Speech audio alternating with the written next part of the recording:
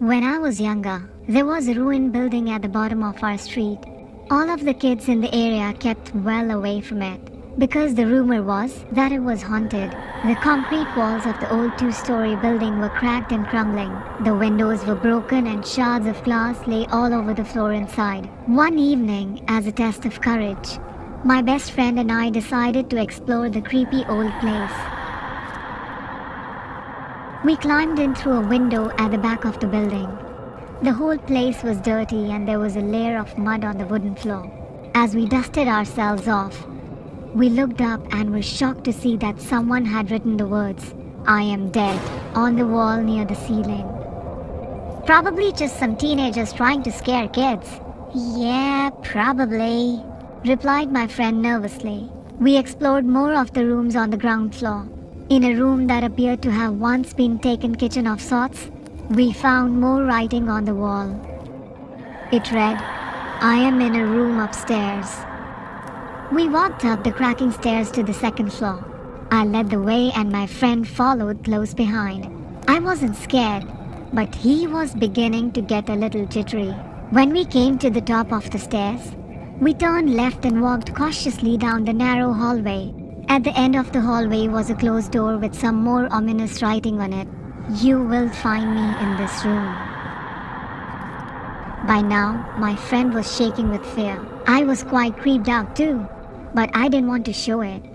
He told me he didn't want to go any further, but I insisted, telling him there was nothing to be afraid of.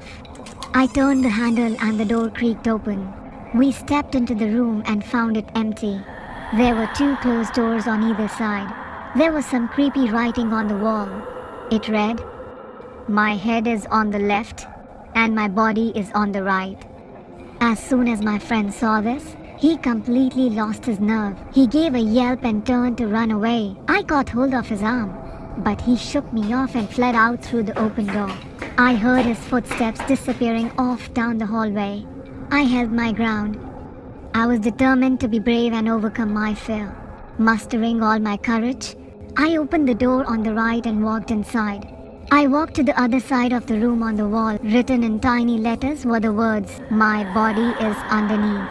I looked down at the floor. I was standing on some more writing on the floorboards. I stepped back and saw the words, "My head is coming from the room behind you. Turn around." I heard the door behind me creaking and quickly turned. Suddenly, something rolled into the room and came a rest against the wall. It was my friend's severed head. His dead, sightless eyes seemed to stare at me. Screaming in horror, I flung myself out through the open window and fell 2 stories on the ground. In horrible pain, I ran home, crying and yelling for my parents.